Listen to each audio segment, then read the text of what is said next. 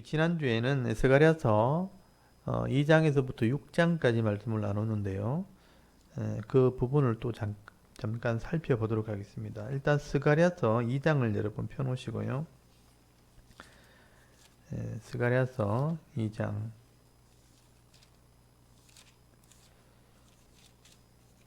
지난주에 스가랴 선지자가 보았던 환상에 대한 얘기를 이렇게 나눴는데요. 2장에서부터는 이제 세 번째 환상부터 이제 여덟 번째 환상까지가 기록이 되어 있습니다. 그 내용을 잠깐 점검을 합니다. 우리 첫 번째 문제를 한번 보시면요. 이 스가랴 선지자는 세 번째 환상에서 한 사람이 청량줄을 잡고 예루살렘의 넓이와 길이를 청량하는 모습을 보게 됩니다. 이것은 무엇을 의미하나요? 하나님께서 이스라엘 백성을 바벨론에서 포로에서 회복시키시고 다시 예루살렘이 번성하게 될 것을 미리 이제 그림으로 보여준 거죠. 그래서 그 넓이를 청량하는 모습은 도시가 시작되는 그 모습을 보여준 겁니다. 우리가 재건축을 한다든지 새롭게 우리 도시 건설을 할 때 제일 먼저 하는 게 청량이죠. 그 길이와 넓이를 재고 도로를 만들고 거기 기반 시설을 만들고 난 뒤에 건축이 들어가는 것처럼 지금 예루살렘 이 성이 회복되는 그림들을 미리 보여주는 것은 예루살렘이 회복되면 거기 하나님의 성전이 세워질 것을 미리 보여주는 겁니다. 그리고 두 번째는요. 네 번째 환상에서 스가랴는 대제사장 여호수아가 여호와의 천사 앞에 서 있는 것을 보게 됩니다. 이때 대제사장 여호수아를 대적하는 자는 누구인가요? 이 스가랴서 3장 1절에 보면 지도자에 대한 환상이죠. 성전 건축이 15년 정도 중단이 되었기 때문에 많은 사람들이 불평을 한 거예요. 지도자에 대한 불평이죠. 제사장이 잘못됐다, 스룹바벨이 잘못됐다, 이런 이제 불평을 하는 중에 분명히 그 사람이 잘못을 이제 지적할 거란 말이에요. 왜 이 대제사장이 이렇게 일을 못하는가? 죄를 지어서 그렇다. 이렇게 나중에 역사를 면밀히 살펴보니까 이 대제사장 요수아가 이방 여인과 결혼을 한 거예요. 그러니까 포로에서 귀환할 때 아내를 데리고 오지 못한 거죠. 그래서 이방 여인과 결혼한 자의 명단에 이 사람 이름이 기록되어 있습니다. 그게 나중에 에스라서 제일 마지막 장에 나오는데 그때 살펴보기로 하고요. 그래서 이 대제사장이 죄를 지었으니 어떻게 성전을 건축할 수 있겠는가 이런 불평을 할 때 하나님이 이런 걸 보여준 거예요. 죄를 지었지만 하나님이 회개할 때 용서해 주셨다 하는 것을 그림으로 보여준 거예요. 그래서 이제 대제사장이 하나님의 재판석에 서게 되고 사탄이 죄를 짓게 만들었잖아요. 죄를 짓게 만들었으니 고발을 하는 거죠. 죄를 지었다고 심판하라고 막 고발하는 그런 하나님을 대적하는 자가 사탄인 거예요. 근데 하나님이 사탄을 책망하시죠. 내가 너를 책망하노라 하면서, 왜냐하면 이 대제사장 요소가 회개했기 때문입니다. 그래서 사탄을 책망하시고 제사장의 죄를 용서하는 모습을 그림으로 보여준 거예요. 그래서 하나님을 대적했던 사탄, 이 사탄이 하는 역할이 뭐냐면, 사탄은 영원히 심판받을 존재이기 때문에 하나님의 사랑을 받고 복을 받고 또 하나님 나라에 들어갈 그 인간을 그냥 두고 보지 못하는 거예요. 사탄이 영적인 존재이기 때문에 하나님 나라에서 추방된 영적인 존재이기 때문에 그 격리되어서 영원히 지옥에 들어갈 존재이기 때문에 하나님 나라에 회복될 이 사람들을 시기하는 겁니다. 늘 시기하면서 같이 죽자. 내가 망할 때 같이 망하자. 그래서 이제 이 사탄이 끊임없이 사람들을 유혹해서 하나님 나라에 들어가지 못하게 하는 게 사탄의 목적이에요. 그래서 사람들이 정상적으로 태어나서 하나님의 은혜를 누리고 복을 받는 것을 보지 못하니까 그걸 못 누리게 하는 게 사탄의 전략이라고 보시면 돼요. 그래서 인생이 사람으로 태어나서 사람답지 못하게 사는 모습을 보면요, 거의 사탄에게 걸려들었다고 보시면 돼요. 사탄의 올무에 걸린 겁니다. 꿰매 빠져가지고 헛된 꿈을 꾸다가 오바하든지 죄의 올무에 걸려서 낙심하거나 아니면 자기 복을 잃어버린 사람들입니다. 그래서 마음의 상처를 받는다든지 육신의 상처를 받아서 고통 중에 살아갈 수밖에 없고, 그래서 이걸 회복하지 못하면 영원히 함께 사탄과 멸망받을 수밖에 없는 그런 처지에 가는 거죠. 그걸 하나님이 기뻐하지 않는 겁니다. 그 사탄은 늘 하나님의 대적자고 하나님께서는 사탄의 올무에 걸린 사람들을 구원하려고 하는 게 하나님의 마음이라고 보시면 돼요. 그리고 세 번째, 하나님께서는 대제사장 요수아를 불에서 꺼낸 거슬린 나무라고 말씀하시고 더러운 옷을 입었다고 말씀합니다. 이것은 무엇을 말하나요? 그래서 불에서 타버리면 심판받는 거거든요. 근데 거기서 끄집어냈으니까 불 심판에서 건진받은 건데 보니까 거슬린 나무 같다. 타진 않았지만 더러워진 나무죠. 그걸 또 더러운 옷을 입고 있는 모습으로 설명을 하고 있거든요. 이게 죄인의 모습을 설명한 겁니다. 우리가 죄를 지으면 옷이 더러워지는 거예요. 그래서 옷을 빠는 것은 회개하는 걸 상징해요. 그래서 요한계시록에 가면 옷은 성도의 삶을 얘기하는 건데 이것이 희어지고 깨끗하면 회개한 사람이고 이것을 세척하듯이 빠는 사람, 늘 빠는 사람은 회개하는 사람이라 그렇게 표현을 하는 겁니다. 그래서 더러운 옷을 입혔다고 보면 죄를 지은 모습을 상징하는 것이죠. 그 다음 네 번째는 하나님께서는 요수아를 정죄하는 사탄을 책망하시고 요수아가 입은 더러운 옷을 벗기고 아름다운 옷을 입게 하십니다. 이것은 무엇을 의미할까요? 그래서 이 아름다운 옷으로 갈아입히는 게 뭐냐면 회개할 때 이렇게 변화되어진다는 것을 상징하는 거예요. 그래서 옷을 갈아입는다 하는 것은 신분의 변화를 상징합니다. 그래서 고대 시대나 이스라엘 문화 속에서는요, 옷이 자기 신분을 상징하는 거예요. 그래서 죄인의 옷을 벗고 의인의 옷을 입게 되는, 더러운 옷을 벗고 아름다운 옷을 입는, 이거는 죄의 회개함을 상징하는 그런 모습이라고 보시면 돼요. 그래서 우리가 늘 새로운 옷을 갈아입는 그런 모습이 아름답잖아요. 그래서 우리가 똑같은 옷을 계속 입지 않잖아요. 땀이 나고 더러워지면 그 옷을 갈아입는 게 청결하다 그러는 게 깨끗하다 아니면 보기 좋다 멋지다 이렇게 말하잖아요. 우리 일상생활이 그런 것처럼 하나님 보실 때도 죄인의 모습에서 늘 회개할 때 죄를 자백하고 또 새로운 마음을 가질 때 하나님께서는 옷을 갈아입히는 모습으로 설명을 하고 있다고 이해하시면 됩니다. 그래서 이걸 좀 단적으로 표현하면 예수 믿고 교회 다니는 사람, 회개할 줄 아는 사람이에요. 주일마다 예배 드리는 게 회개하는 거거든요. 매일마다 회개하는 사람도 있고요. 이런 사람들은 어떻게 보면 멋진 사람들이죠. 왜냐하면 늘 옷을 잘 갈아입으니까. 집사람도 그렇죠. 매일 옷을 좀 정갈하게 입는 편이죠. 볼 때마다 늘 깔끔하시고 보니까 그냥 지저분한 걸 못 견디죠. 그러니까 마음도 마찬가지인 거예요. 깨끗하게 입으면 멋진 거예요, 사실은요. 그러니까 교회 다니는 사람들이 사실은요, 외모뿐만 아니라 마음이 정결한 사람들입니다. 그래서 늘 새로운 마음을 가진다는 것, 아름다운 옷을 입는 모습과 같다. 이게 진짜 아름다운 겁니다. 그래서 그런 모습을 상징하기 때문에 스가랴에게 이걸 보여준 거예요. 회개하면 이렇게 되는 거다 하고 말씀을 하는 겁니다. 그 다음에 다섯 번째 보시면요. 다섯 번째 환상은 순금 등잔 환상입니다. 이 등잔에 기름을 공급하는 두 감람나무가 있는데 이 두 감람나무는 무엇을 말하는가요? 두 기름 부음 받은 자라고 되어 있거든요. 그 당시에 이스라엘에 회복되었을 때 기름 부음 받은 사람 두 사람이 누구냐면 총독 스룹바벨, 유대 왕으로 온 스룹바벨, 그리고 대제사장이었던 요수아입니다. 이 두 지도자가 있을 때 성전이 기초를 놨어요. 그래서 이 두 사람을 통해서 성전이 세워진다는 것을 의미하는 거예요. 하나님께서 이 두 사람을 통해서 일하시겠다는 뜻입니다. 이게 명분이죠, 명분. 아무나 성전을 지을 수 없잖아요. 하나님이 뭐 능력이 있고 전능하시지만 하나님이 직접 하실 수 없잖아요. 사람을 통해서 하는데 두 지도자를 통해서 한다. 그게 총독 스룹바벨과 대제사장 요수아입니다. 그 다음 여섯 번째는 하나님의 성전 건축은 힘으로 되지 아니하며 능으로 되지 아니하고 무엇으로 된다 이렇게 말씀하나요. 스가랴서 4장 6절 이 말이 유명한 말이 되었죠. 힘으로 능으로 되지 아니하고 나의 영으로 된다 이렇게 됐거든요. 하나님의 영, 성령이죠.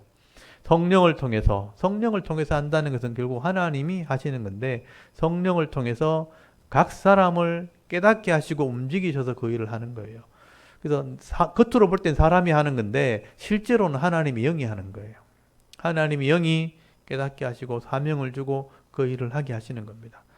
그래서 하나님의 일은 하나님의 영이 하시는 것이다. 그 성전 건축도 하나님의 성령을 통해서 되어지는 거다. 이게 신약으로 넘으면 교회가 되는 거죠. 교회도 사람의 힘으로 되는 게 아니다. 사람의 어떤 능력으로 되는 것도 아니다. 하나님의 영으로 되는 거다. 성령으로 교회가 세워지는 겁니다. 그래서 지도자들은 항상 성령의 은혜가 있어야 되는 거고요. 하나님의 뜻이 무엇인지를 알고 있어야 되는 거예요. 하나님의 뜻과 성령의 은혜를 알지 못하면 이 지도자들도 사람이기 때문에 자기 힘으로 자기 능력으로 하려고 하는 거예요. 그렇게 하니까 제대로 된 교회가 안 될 가능성이 더 많은 거예요. 그래서 진짜 하나님이 기뻐하시는 교회는 사람의 힘이나 능력으로 하는 게 아니고 하나님의 능력, 성령으로 하는 거다. 하나님의 뜻을 따라서 교회를 세우는 거다. 그렇게 이해하시면 되겠습니다. 그 다음에 7번째 보면 스룹바벨의 손이 성전 기초를 놓았은즉 누구의 손이 그 일을 마친다 이렇게 말씀하나요? 스가랴서 4장 9절. 네, 그때 그 성전의 기초를 놓은 사람이 스룹바벨이기 때문에 스룹바벨의 손을 통해서 내가 이 성전을 건축하게 될 거다. 그래서 스룹바벨의 사명을 얘기하는 겁니다. 그 다음에 8번에 보시면 6번째 환상인 날아가는 두루마리는 온 땅에 내리는 무엇이라고 말씀하나요? 날아가는 두루마리를 보여주셨는데 그 두루마리 양쪽에 앞뒷면에 하나님 말씀이 기록되어 있어요. 하나님 말씀이 기록되어 있는데 그게 저주라고 되어 있어요. 저주. 그러니까 말씀대로 순종하지 않았을 때 임하는 저주를 말하는 겁니다. 예. 우리 여기 자기 앉으시고요. 성경 안 가져오셨구나. 예. 편한 자리에 앉으시면 됩니다. 그리고 문제가 지금 없죠. 뒤에 혹시 이게 성경 문제 있나요?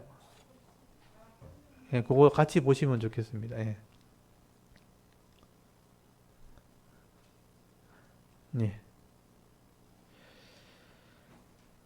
그래서 바벨론 포로에서 돌아온 이스라엘 백성들은 죄를 지어서 심판을 받고 회개하고 돌아온 사람들이에요. 근데 돌아왔는데도 불구하고 여전히 집에 말씀에 대한 불순종과 우상을 섬기는 것과 율법을 어기는 도둑질 같은 죄가 있다면 여호와의 말씀이 그들을 심판하게 될 거다 하는 걸 의미하는 거예요.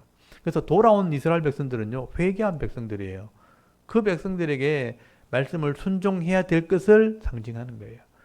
그래서 돌아온 이스라엘 백성들에게는 말씀대로 하지 않으면, 그러니까 언약의 말씀대로 순종하기로 하고 돌아온 거예요. 회개하고 돌아왔기 때문에.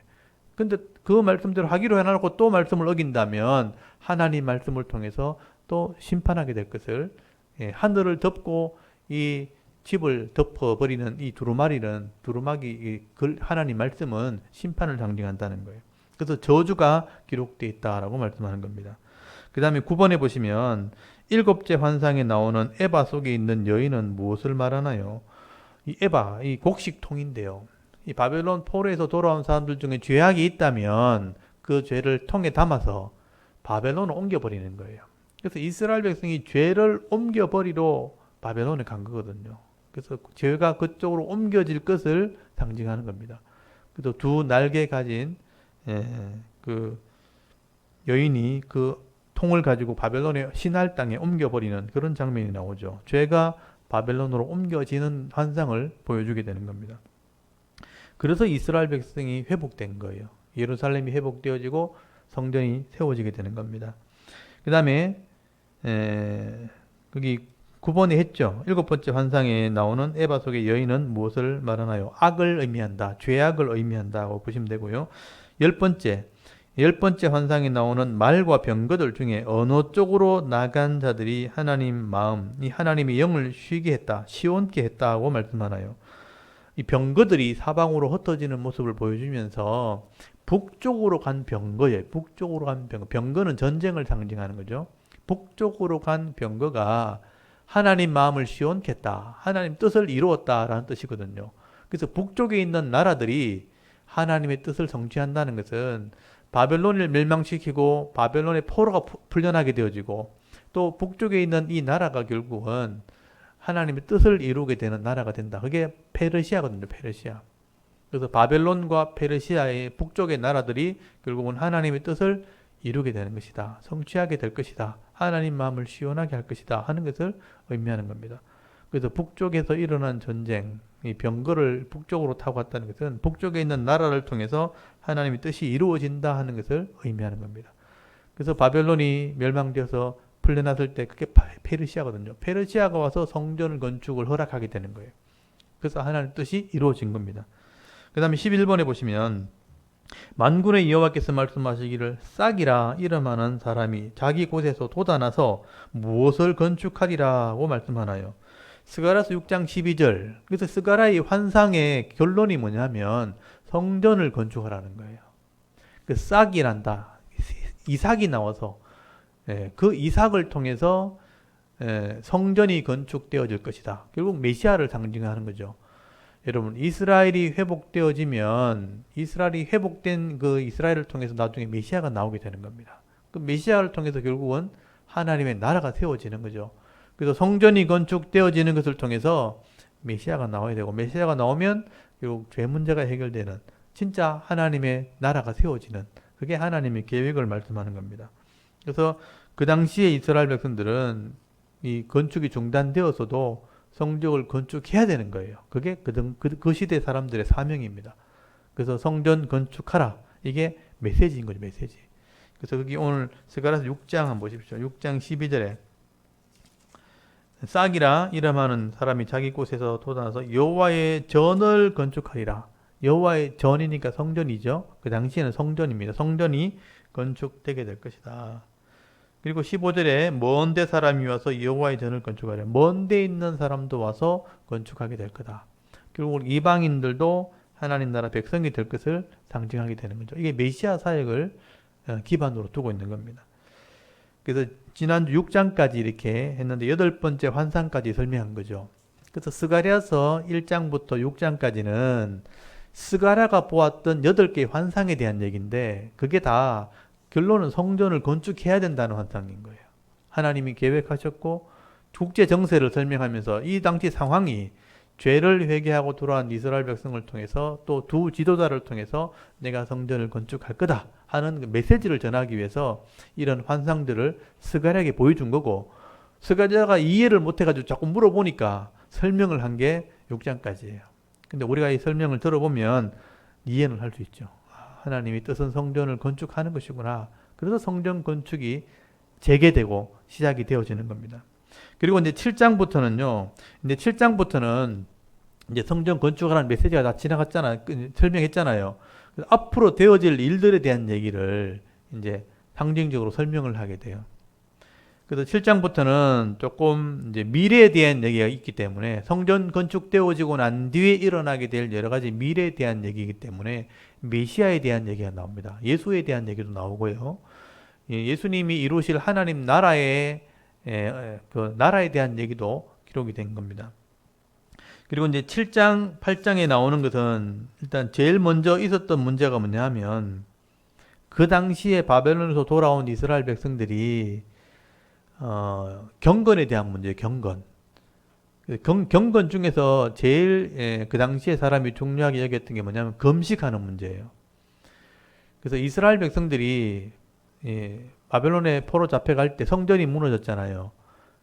예루살렘 성이 이제 무너지고 다 불탔거든요. 그래서 바벨론에서 3년 동안 포위가 돼 있었고, 포위될 때 양식이 떨어지는 기근이 왔고, 많은 사람이 기근으로 죽고 전염병으로 죽었거든요. 그래서 기근이 왔을 때를 기억해서 몇 월 달에 기근이 시작되고, 몇 월 달에 성벽이 무너지고, 몇 월 달에는 성전이 불타고, 몇 월 달에는 포로대 잡히고, 이런 게 있거든요. 몇 년, 몇 월 달, 3년 동안 잡혀 있었으니까, 갇혀 있었으니까. 그 달을 기억해가지고 금식을 하는 겁니다.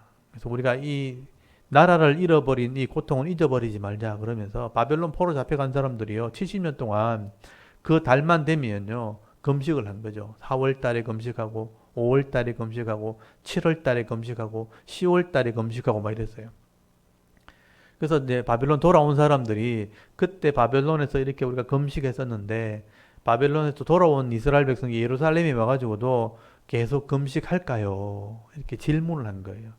그때 하나님이 경건을 위해서 금식하는 거잖아요. 하나님을 마음을 이렇게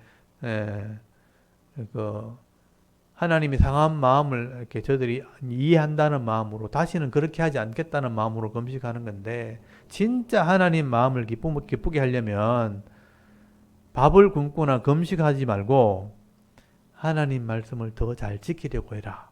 그렇게 답을 주는 거예요. 그러니까 여러분, 애들이 자녀를 키울 때 애들이 부모 마음에 늘 이렇게 마음이 안 들고 하라는 공부는 안 하고 맨날 놀러 다니고 게임만 하고 이렇게 하고 이럴 때 친구 따라도 돌아다니고 이러면 막 부모가 화가 나가지고 매를 대기도 하고 막 싫은 소리 하고 막 이렇게 한단 말이에요. 그렇게 할 때 왜 부모님은 엄마는 내 마음을 몰라주나 하면서 문 쾅 닫고 들어가지고 밥 굶고 막 단식하고 이러면요. 마음이 아프죠. 그래서 부모 마음을 기쁘게 하려면 밥 굶고 막 이렇게 쫄쫄 굶어가면서 이렇게 고통스럽게 있는 것보다는 차라리 밥 잘 먹고 엄마 말 잘 듣고 씩씩하게 살아가는 게 더 좋은 거예요, 사실은요. 근데 하나님 백성도 하나님을 기쁘시게 한다 그러면서 밥 쫄쫄 굶고 이렇게 금식하고 이렇게 쪼그리고 앉아 있는 것보다는 하나님 말씀을 더 잘 순종해가지고 매를 안 맞는 게 훨씬 나은 거예요.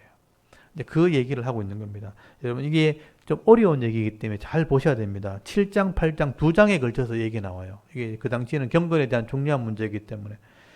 그래서 여러분 스가랴서 7장을 한번 보십시오. 스가랴서 7장 1절을 보시면요.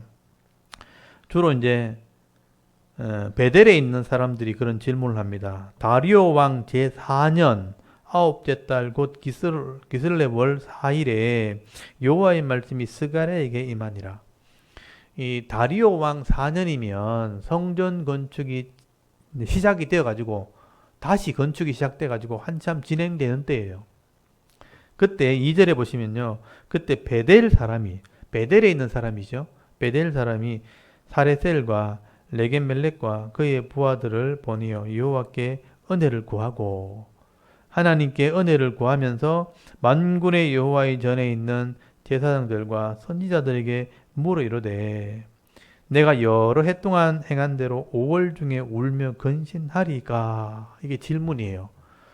내가 여러 해 동안 행한 대로 그랬잖아요. 그러니까 바벨론 포로 시절에 나라가 망했는 것을 기념하면서 우리 다시는 이렇게 고통을 당하지 말자 하면서 그 달이 되면 근신을 하고 금식을 하면서 막 자신을 괴롭게 하는 그걸 했다는 거예요.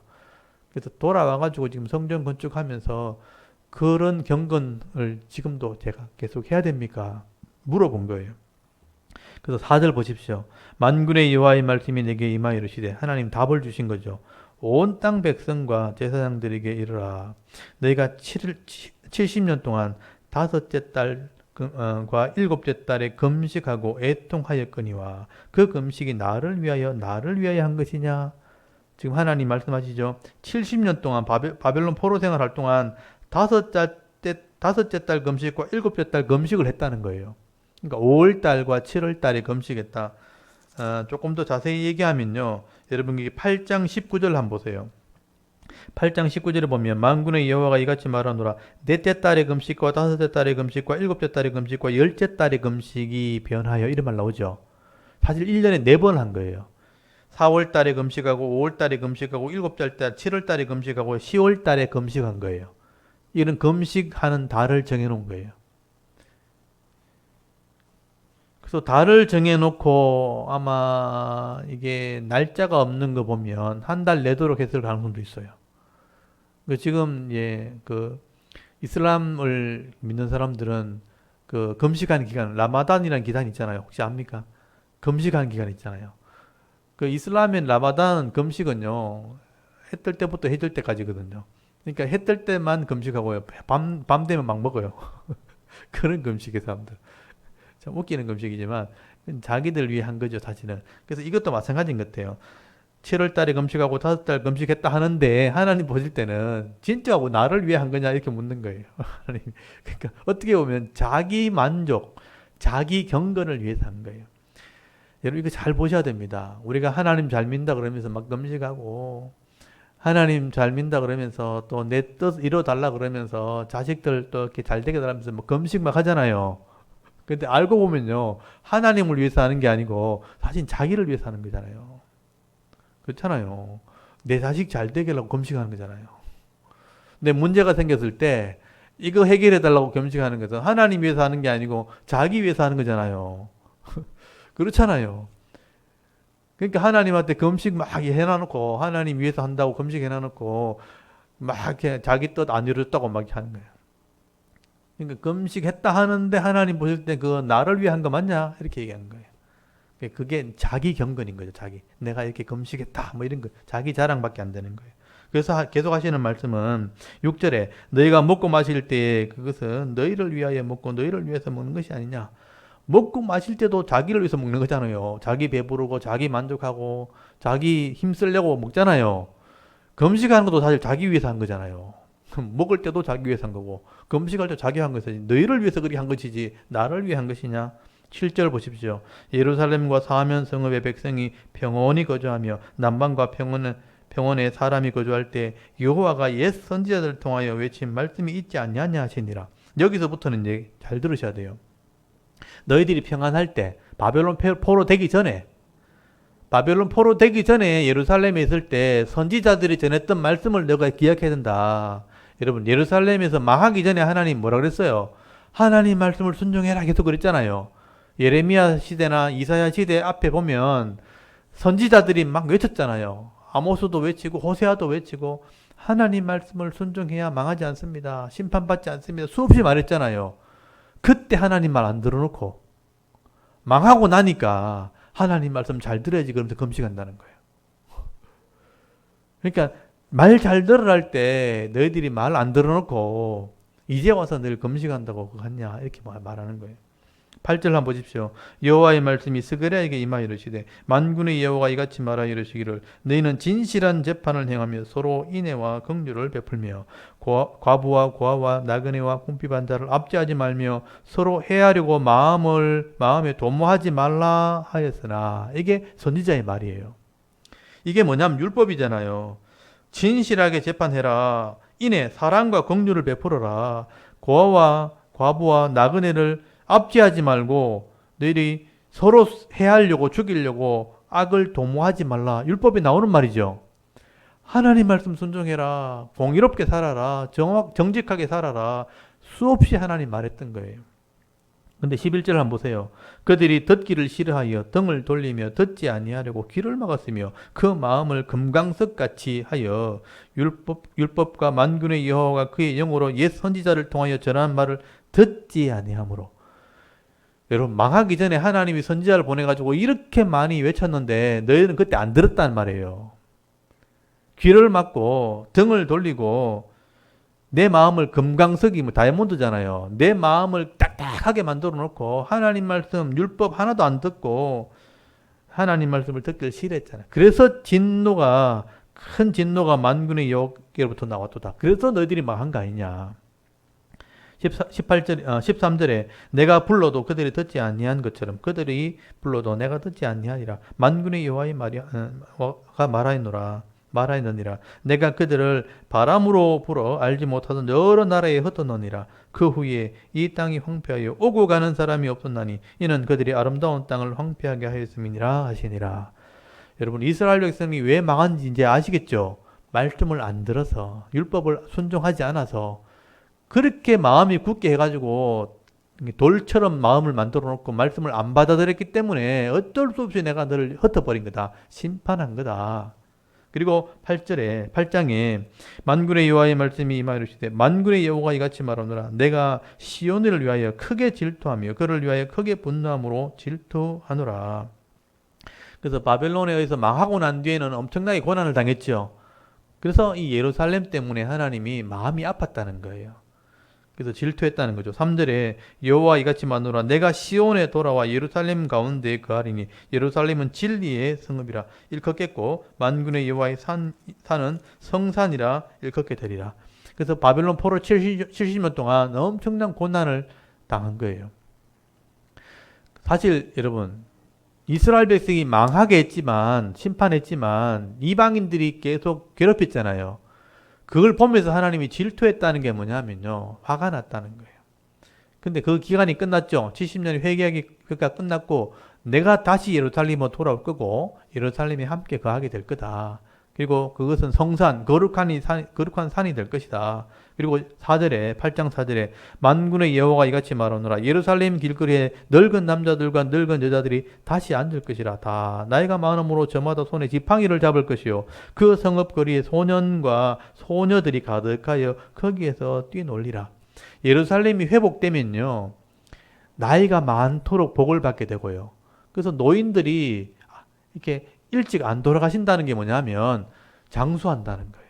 그래서 노인들이 또 할아버지 할머니들이 지팡이를 짚고 다니기도 하고, 또 어린아이들이 막 뛰노는다는 것은 장래 소망이 있는 거잖아요. 자녀들이 많이 태어나가지고 애들이 울고 뛰어다니고 하는 그런 성읍이 된다는 것은 뭐냐면 풍성한 예루살렘을 상징하는 겁니다. 이렇게 하나님께서 회복시켜 주실 거다. 그리고 6절에 만군의 여호와가 이같이 말하노라. 이 일이 그 날에 남은 백성의 눈에는 기이하려니와 내 눈에 어찌 기이하겠느냐. 만군의 여호와의 말이니라. 놀랍다는 얘기죠. 만군의 여호와가 이같이 말하노라. 보라, 내가 내 백성을 해가 뜨는 땅과 해가 지는 땅에서부터 구원하여 내고 인도하여다가 예루살렘 가운데 거주하게 하리니 그들은 내 백성이 되고 나는 진리와 공의로 그들의 하나님이 되리라. 그래서 바벨론 포로에서 돌아오게 하고 난 뒤에는요, 하나님의 나라가 세워지게 될 것이다. 그리고 9절, 만군의 여호와가 이같이 말하노라. 만군의 여호와의 집 곧 성전을 건축하려고 그 지대를 땄던 날에 있었던 선지자의 입의 말을 이 날에 듣는 너희는 손을 견고히 할지어다. 그래서 하나님께서 이렇게 회복할 계획을 가지고 있다면 너희들이 해야 될 일이 뭔가? 하나님의 전을 짓는 손을 견고하게 하는 거다. 성전이 지어져야 되는 거예요. 그래서 성전을 지어야 될 것을 말씀하시면서 10절에 이 날 전에는 사람도 싹을 얻지 못하였고 짐승도 싹을 받지 못하였으며 사람이 원수로 말미암아 평안히 출입하지 못하였으니 내가 모든 사람을 풀어 서로 치게 하였느니라. 만군의 여호와의 말씀이니라. 이제 내가 이 남은 백성을 대하기를 옛날과 같이 아니할 것인즉 곧 평강의 씨앗을 얻을 것이라. 포도나무가 열매를 맺으며 땅이 산물을 내며 하늘은 이슬을 내리니 내가 이 남은 백성으로 이 모든 것을 누리게 하리라. 유다 족속아, 이스라엘 족속아, 너희가 이방 가운데서 저주가 되었으나, 과거죠. 이제는 성전을 건축하면 내가 너희를 구원하여 너희가 복이 되게 하리니 두려워하지 말지니라. 손을 견고히 할지니라. 너희들이 예단에는 하나님이 이렇게 치셨지만 이제는 구원하게 될 것이고 복을 받게 할 것이다. 그래서 손을 견고히 하라는 것은 성전 건축하라는 얘기죠. 그래서 14절에 만군의 여호와가 이같이 말하노라. 너희 조상들이 나를 경노하게 하였을 때 내가 그들에게 재앙을 내리기로 뜻하고 뉘우치지 아니하였으나 이제 내가 다시 예루살렘과 유다 족속에게 은혜를 베풀기로 뜻하였나니 너희는 두려워하지 말지니라. 너희가 행할 일은 이러하니라. 그래서 하나님의 뜻이 뭐냐 하면요, 금식하고 울고 앉아있지 말고 너희가 행할 일은 이것이다. 이제 여기 답을 주는 거예요. 너희는 이웃과 더불어 진리를 말하며 너희 성문에서 진실하고 화평한 재판을 베풀고, 공의를 행하라는 얘기죠. 진실을 말하고 또 화평한 재판을 베풀고 마음에 서로 해하기를 도모하지 말며 거짓 맹세를 좋아하지 말라. 이 모든 일은 내가 미워하는 것이니라. 여호와의 말씀이니라. 하나님 말씀대로 행하라는 거예요. 공의를 행하고 진리를 말하고 화평을 이루라. 이게 율법입니다. 율법. 하나님 말씀대로 행하라.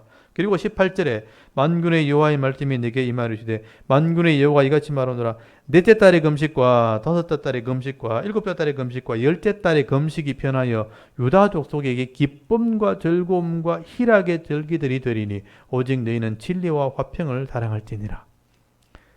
이해되십니까? 이제 고통을 생각하면서 울고 금식하고 너희를 위해서 하는 것처럼 그렇게 금식, 경건의 생활을 그런 식으로 하지 말라는 거예요. 하나님 말씀으로 돌아와가지고 말씀대로 살아라는 얘기예요. 말씀대로. 그러면 이런 고통할 일도 안 생긴다는 거예요. 자기들 경건 생활 한다 치고 막 외모상으로 금식하면서 막 내가 신앙생활 잘하는 것처럼 그렇게 하지 말라는 거예요. 그건 너희를 위해서 하는 것이지. 나를 위해서 한다면 이런 공의를 사랑하고 진실을 말하고 화평을 이루려고 말씀대로 살려고 하면 이런 금식할 날이 이제 없게 될 거다. 도리어 기쁨과 즐거움과 희락의 절기로 바뀌게 될 거다. 그게 하나님 뜻이라는 거예요. 그래서 진리와 화평을 사랑해라 이런 말 하는 거예요. 진리는 말씀, 변하지 않는 것. 이걸 행하면 화목이 이루어지는 거예요. 진리와 화평을 사모해라. 이게 너희들이 해야 될 일이다. 이걸 여러분이 오늘 적용 한번 해보십시오. 우리가 신앙생활 열심히 하겠다고 금식을 하고 무슨 철학기도를 하고 막 그렇게 하지 말라는 거예요. 그건 너기의 열심이지. 그렇게 실컷 기도하고 철학해놓고 집에 가서 막 대판 싸우고 이렇게 하면 안 된다는 거예요. 애들 막 몽둥이로 때려잡고 이렇게 하면 안 된단 말이에요. 하나님께서 원하시는 것은 집에서 공의를 행하고 정직하게 살고 화목하게 사는 걸 원하는 거예요. 그러면 금식할 일도 안 생겨요. 울며 불며 그렇게 기도할 일도 안 생겨요. 하나님 말씀대로 순종하면 하나님이 평화를 주시고 하나님이 지켜주기 때문에 그렇게 울고 불고 할 일이 안 생긴단 말이에요. 그래서 하나님 말씀을 행하는 것이 지금 너희가 해야 될 일이다. 그래서 자기들이 만든 어떤 경건 그렇게 하지 말라는 거예요. 그래서 이스라엘 사람들이 그런 질문을 했을 때 하나님이 하신 말씀이니까 오늘도 똑같은 그런 질문을 하는 사람이 있습니다. 신앙생활 잘하려면 어떻게 됩니까? 하나님 말씀을 잘 배우셔서 그 말씀대로 살면 돼요. 그게 하나님이 기뻐하는 거예요. 그러면 슬픔의 날도 고통의 날도 기쁨의 날로 바꿔진다. 하나님이 즐거움의 희락의 절기로 바꿔줄 것이다. 이해되시죠? 그렇게 하나님 말씀하신 거예요. 20절에 보십시오. 만군의 여호와가 이같이 말하노라. 다시 여러 백성과 많은 성읍의 주민이 올 것이라. 이 성읍 주민이 저 성읍에 가서 이르기를 우리가 속히 가서 만군의 여호와를 찾자. 여호와께 은혜를 구하자. 나도 가겠노라 하겠으며 많은 백성과 강대한 나라들이 예루살렘으로 와서 만군의 여호와를 찾고 여호와께 은혜를 구하리라. 여러분, 예루살렘이 이렇게 말씀을 행하는 도시가 되면 도시마다 사람들이 예루살렘 가자. 여호와로 은혜를 구하러 예루살렘 가자. 이런 날이 된단 말이에요. 그런 도시로 회복시키게 될 것이다. 여러분, 지금도 예루살렘은요, 많은 사람이 찾아가는 도시입니다. 기독교인이라면 예루살렘을 다 가는 거예요. 은혜 받으려고 성지순례하러 갑니다. 그런 도시가 됐잖아요, 지금. 말씀대로 된 겁니다. 23절에 만군의 여호와가 이같이 말하노라. 그 날에는 말이 다른 이방 백성 10명이, 이방 사람이니까 말이 다르죠. 말이 다른 이방 백성 10명이 유다 사람 하나의 옷자락을 잡을 것이라. 곧 잡고 말하기를 하나님이 너희와 함께 하심을 들었나니 우리가 너희와 함께 가려 하노라 하리라 하시니라. 이방인도 듣고 찾아온다는 거예요. 저도 예루살렘 갔다 왔어요. 저도 이방인이잖아요. 그 사람들이 볼 때는. 그 자리에 하나님이 있었던 곳이기 때문에 하나님의 백성이 살았던 곳이고 예수님이 살았던 곳이기 때문에 거기 가면 은혜가 있다고 믿는 거예요. 그래서 가보는 거예요. 한번 가보자. 그래서 예수님 살았던 동네도 가보고 제자들이 걸어갔던 길도 가보고 아브라함이 살았던 동네도 가보고 이렇게 하는 거예요. 이게 예루살렘이 이렇게 회복되었기 때문에 이방 나라 사람들도 예루살렘에 한번 가보자. 그런 날이 온다는 거예요. 이제 그런 날이 지금 왔잖아요. 그래서 예루살렘 그 당시 성전이 지어졌기 때문에 이런 메시아가 오게 되었고 메시아가 왔기 때문에 하나님 나라가 이루어졌기 때문에 이 말씀이 그대로 이루어진 겁니다. 우리도 예루살렘 가보자. 이방 나라 사람들도 오게 될 것이다 하는 얘기를 스가랴서에 기록해 놓은 거예요. 그래서 지금 금식해도 됩니까? 금식해야 됩니까? 이게 경건 생활입니까? 라고 묻었을 때 진짜 경건은 하나님 말씀대로 순종하는 겁니다. 그러면 모든 사람이 부러워하는 나라가 된다는 거예요. 우리도 마찬가지입니다. 우리가 하나님 말씀대로 순종했을 때 우리 가정이 복을 받고 우리 교회가 복을 받고 우리 나라가 복을 받으면요. 나라들이 다 관심을 가집니다. 어떻게 하면 이렇게 됩니까? 어떻게 하면 하나님 만날 수 있습니까? 하나님 말씀대로 살면 됩니다. 이렇게 전하면 되는 거예요. 지금 7장, 8장은 경건 생활에 대한 질문인가 아시겠죠? 그 2장은 그렇게 이해하시면 되고 9장부터는요. 이제 더 넓어지는 거죠. 이제 이방 나라들이 심판을 받게 될 것이고 예루살렘은 회복되게 될 것이다. 이제 미래에 대한 얘기가 나옵니다. 그래서 9장부터는요. 미래에 대한 얘기예요. 이제 이스라엘 주위에 있는 이방 나라들은 예루살렘이 회복되면요. 이방 나라는 심판을 받게 될 것이라. 그래서 9장 한번 보십시오. 9장 1절 여호와의 말씀이 하드락 땅에 내리며 하드락은 북쪽에 있는 땅입니다. 다메섹도 북쪽이죠. 아람, 지금은 시리아. 다메섹에 머물리니 사람들과 이스라엘 모든 지파의 눈이 여호와를 우러러 봄이니라. 그 접경한 하맛, 다메섹 바로 밑에가 하맛이에요. 하맛에 임하겠고 두로와 시돈, 이 하맛의 서쪽입니다. 두로와 시돈 해변 쪽이죠. 지중해 쪽에 두로와 시돈에도 임하리니 그들이 매우 지혜로움이니라. 두로는 자기를 위하여 요새를 건축하여 은을 티끌같이 금을 거리에 진해까지 쌓아도다. 주께서 그를 정복하시며 다 친다는 얘기예요. 그의 권세를 바다에 쳐넣으리니 그가 불에 삼켜질지라. 심판받는 얘기죠. 아스글론 보고 무서워하며, 아스글론은 두로보다 남쪽에 있는 예루살렘의 서쪽에 있는 블레셋 땅입니다. 지금의 가자 지구, 그러니까 블레셋 땅이죠. 아스글론을 보고 무서워하여 가사가 바로 블레셋이거든요. 가사도 심히 아파할 것이며 에글론 그 블레셋의 도시입니다. 에글론 그 소망이 수치가 되므로 역시 그러하리라. 가사에서는 임금이 끊어질 것이며 심판받는다는 얘기죠. 아스글론은 주민이 없어질 것이며 아스돗도 블레셋의 도시입니다. 아스돗에 있는 잡족이 거주하리라.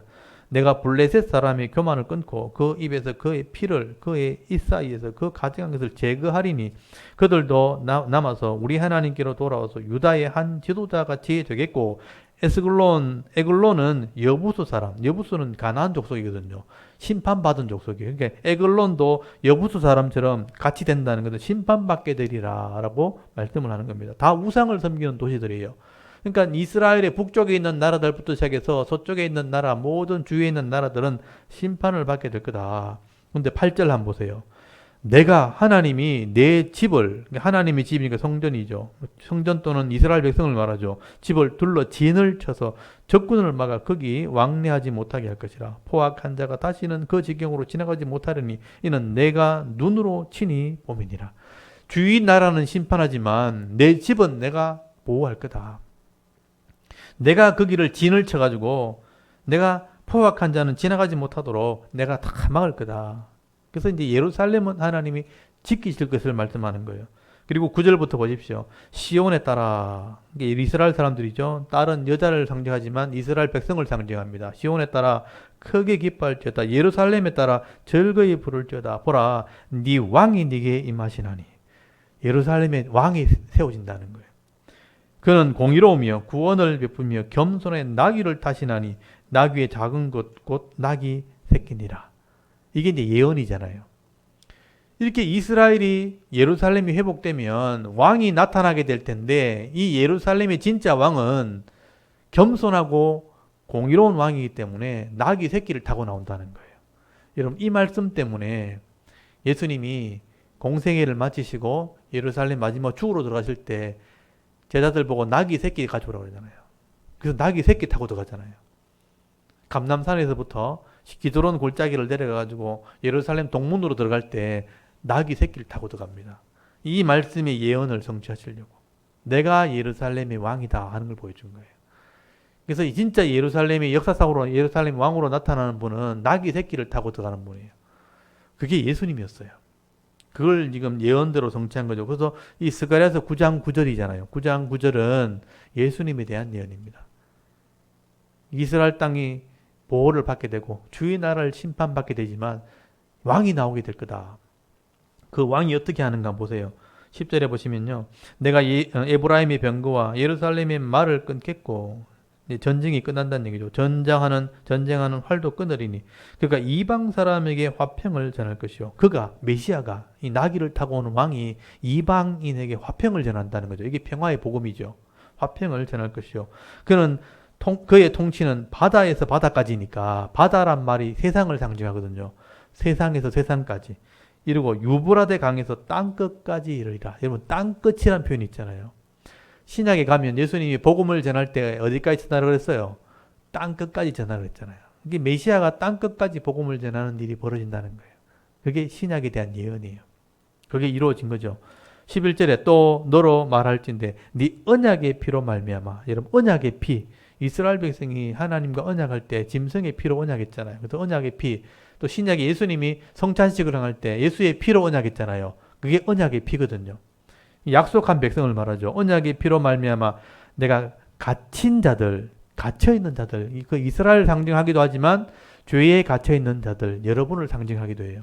이런 네 갇힌 자들을 물 없는 구덩이에서 놓았나니, 풀어놓았다는 거죠. 갇혀있으나 소망을 품은 자들아 갇혀있지만 천국에 대한 소망이 있잖아요. 소망을 품은 자들아 너희는 요새로 돌아올지니라. 내가 오늘 이르노라. 내가 네게 갑절이나 갚을 것이라. 그러니까 하나님 백성을 구원해낸다는 거예요. 내가 유다를 당긴 활로 삼고 에브라임을 끼운 화살로 삼으리니 시온아 내가 네 자식들을 일으켜 헬라 자식들을 치게 하며 너를 용사의 칼과 같게 하리라. 그러니까 시온의 자식들을 일으켜 가지고 헬라의 자식들을 친다는, 헬라는 이방 나라를 말하거든요. 그러니까 이 시온에서 예루살렘에서 나온 후손들을 통해서 이방 나라를 치게 될 것이다. 14절 여호와께서 그들 위에, 이런 하나님 백성들 위에 나타나서 그들의 화살을 번개같이 쏘아내실 것이며 주 여호와께서 나팔을 불게 하시며 남방 효리 바람을 타고 가실 것이라. 만군의 여호와께서 그들을, 자기 백성들을 호위하리니 그들이 원수를 삼키며 물맷돌을 밟을 것이며 그들이 피를 마시고 즐거이 부르기를 술 취한 것 같이 할 것인즉 피가 가득한 동이와도 같고 피 묻은 제단 모퉁이와도 같을 것이라. 이 날에 그들의 하나님 여호와께서 그들을 자기 백성의 양떼같이 구원하리니. 전쟁에서 이기면, 이방인과의 전쟁에서 이기면 하나님이 구원해는 양떼같이 여길 것이다. 자기 양떼같이 여길 것이고 그들이 왕관의 보석같이 여호와의 땅에서 빛나리로다. 여러분, 하나님 백성을 왕관의 보석이라고 표현하는 거예요. 하나님 구원한 양떼처럼 또 왕관의 보석처럼 빛나게 될 것이다. 17절 그의 형통함과 그의 아름다움이 어찌 그리 큰지 곡식은 청년을, 새 포도주는 처녀를 강건하게 하리라. 곡식과 포도주가 풍성하게 될 것은 복을 상징하는 거예요. 그러니까 하나님께서 메시아를 통해서 이루시는 나라는요, 원수를 이기고 또 왕관의 보석처럼 빛나게 될 것이고 풍성한 복을 받게 되는 나라와 백성이 될 것이다 하는 것을 상징하는 거죠. 그게 이방인을 이기는, 이방 나라를 이기는 교회를 상징한다고 보시면 돼요. 그래서 이런 부분들이 이해가 되어지면 앞으로 일어날 하나님의 계획이라고 보시면 되는 거죠. 그거를 스가랴를 통해서 그 시대 사람들에게 말씀하고 있는 거죠. 이렇게 되려면 그 시대 당시는 성전이 지어져야 되는 거죠. 그래서 손을 굳게 해야 된다 이렇게 말씀하는 거예요. 여기까지 이해되십니까? 예. 그 다음에 10장에 넘어가면 10장에는 은혜를 구하라. 10장 한번 보십시오. 봄비가 올 때 여호와 곧 구름을 일게 하시는 여호와께 비를 구하라. 이게 봄비가 온다 이런 표현 나오죠. 그래서 이런 하나님 나라가 이루어지는 것을 비라고 표현하는 거예요. 비. 여러분, 이스라엘은, 우리는 비하면 막 이렇게 비 오는 거 짜증나고 힘들고 이러죠. 근데 이스라엘은 그렇지 않아요. 이스라엘은 광야고 메마른 곳이기 때문에 비만 오면 생명이 넘치는 곳이에요. 그게 황토빛만 있는 그 광야 같은 땅에 비만 오면 풀이 나고 꽃이 핍니다. 그리고 메마른 땅에 비만 오면 강이 생겨요. 그래서 풀이 자라고 양들과 소가 풍성해지고. 그래서 비가 온다 하는 것은 뭐냐면 은혜를 상징하는 거예요. 은혜나 복을 상징하는 겁니다. 그래서 비가 올 때, 여기 봄비가 올 때가 됐다는 건 뭐냐면 하나님이 복을 주실 때가 되면 구해야 되는 거예요. 그래서 비 오기를 구해라. 이 말은 은혜를 구해라 이런 뜻이에요. 하나님이 준비해놔도 은혜를 구해라. 무리에게 소낙비를 내려서 밭에 채소를 각 사람에게 주시리라. 그리고 2절 드라빔, 우상이죠. 네, 우상 형상을 만든 드라빔. 드라빔은 헛하는 것을 말하며 복술자, 무당이죠. 무당은 진실하지 않는 것을 보고 거짓 꿈을 말한즉 그 위로가 헛됨으로 백성들이 양같이 유리하며 목자가 없으므로 곤고를 당하나니. 이스라엘 백성이 이래서 망한 거거든요. 하나님을 안 믿으니까 무당 찾아가고 그 우상을 세워놓고 우상한테 빌고 말했단 말이에요. 그거는 헛된 것이고 망하는 길이에요. 이제는 그렇게 하지 말라는 거죠. 그래서 3절 보세요. 내가 목자들에게 노를 바라며 내가 순념소를 벌하리라. 그러니까 그 당시에 목자들이 잘못 가르친 거예요. 목자들과 이 순념소, 이런 지도자를 말하죠. 염소, 여러분, 양은 순한 것이지만 염소는 좀 못됐죠. 그 못됐는데 순념소는요, 더 못된 거죠. 뿌리 나 있어요. 그래서 이 지도자를, 이 악한 지도자를 말하는 거예요. 이 목자들을 노하고 이런 악한 지도자를 벌하리라. 만군의 여호와가 그 무리 곧 유다 족속을 돌보아 그들을 전쟁의 준마와 같이 하리니. 모퉁이돌이 그에게서, 말뚝이 그에게서, 싸우는 활이 그에게서, 권세 잡은 자가 다 일제히 그에게서 나와서 싸울 때 용사같이 거리의 진흙 중에 원수를 밟을 것이라. 여호가 그들과 함께한 즉 그들이 싸워 말탄 자들을 부끄럽게 하리라. 내가 유다 족속을 견고하게 하며 요셉 족속을 구원할지라. 내가 그들을 긍휼히 여김으로 그들이 돌아오게 하리니. 예, 그들은 내가 내버린 일이 없었음 같이 되리라. 나는 그들의 하나님 여호와라. 내가 그들에게 들으리라. 에브라임이 용사 같고 포도주를 마신 같이 마음이 즐거울 것이요 그들의 자손은 보고 기뻐하며 여호와라 말며 마음에 즐거워하리라. 그리고 8절 은혜를 구하라. 그리고 내가 너희를 돌아오게 할 것이다. 그래서 8절은 하나님이 자기 백성을 불러 모으는 모습이에요. 내가 그들을 향하여 휘파람을 불어 그들을 모을 것은 내가 그들을 구속하였습니다. 이 구속이란 말이 뭐냐면요, 값을 지불했다는 거예요. 그래서 여기 휘파람을 부는 게 뭐냐면요, 이스라엘의 목동이 자기 양떼들을 모을 때 피리를 불어요. 자기 목자만이 부는 피리 소리가 있어요. 그래서 휘파람을 불고 피리를 불면 자기 양떼들이 모여오는 거죠. 그래서 하나님이 휘파람을 분다는 것은 자기 백성을 불러 모은다는 거예요. 그래서 내가 그들을 구속했기 때문에, 내가 값을 지불했기 때문에 내가 구원해낸다. 그들이 전에 번성하였던 같이 번성하리라. 내가 그들을 여러 백성 가운데 흩으려니와 그들이 먼 곳에서 나를 기억하고 그들이 살아서 그들의 자녀들과 함께 돌아올지라. 내가 그들을 애굽 땅에서 돌아오게 하며 그들을 아수르에서부터 모으며 길라앗 단과 레바논으로 그들을 이끌어 가리니 그들이 거할 곳이 부족하리라. 내가 그들을 고난의 바다를 지나갈 때에 바다 물결을 치리니 나일의 깊은 곳이 다 마르겠고 아수르의 교만이 나다겠고 애굽의 교가 없어지리라. 내가 그들로 나 여호와를 의지하여 견고하게 하리니 그들이 내 이름으로 행하리라. 나 여호와의 말이니라. 그러니까 하나님이 자기 백성을 구원해낼 것을 지금 말씀하고 있는 거죠. 오늘 여기까지 할 텐데 오늘 좀 빨리 좀 진행을 했는데요. 그리고 이제 뒤에 11장부터 이제 몇 장 안 남았죠. 이 뒷부분은 이제 나중에 종말에 대한 얘기까지 말씀을 하게 됩니다. 요거는 이제 다음 주에 제가 좀 말씀을 드리겠습니다. 제가 이 부분을 지금 한 단락 부분이기 때문에 지금 7장에서부터 10장까지 제가 읽었잖아요. 이게 한 단락으로 다 이해가 되어야 돼요. 근데 이걸 띄엄띄엄 읽어버리면 이게 무슨 말인지 헷갈리는데 제가 전체를 한 번에 설명을 하고 읽으니까 조금 이해되죠. 연결되어 있는 겁니다. 핵심이 뭐냐면 손을 굳게 해야 되는 거죠. 성전을 건축해야지만 메시아가 오게 될 것이고 메시아가 오게 되면 하나님 나라가 세워지면 구원이 이루어지게 된다는 거예요. 그래서 은혜를 구해라 이 말도 이제 기억을 하셔야 돼요. 은혜가 임할 때 지금은 은혜를 구할 때예요.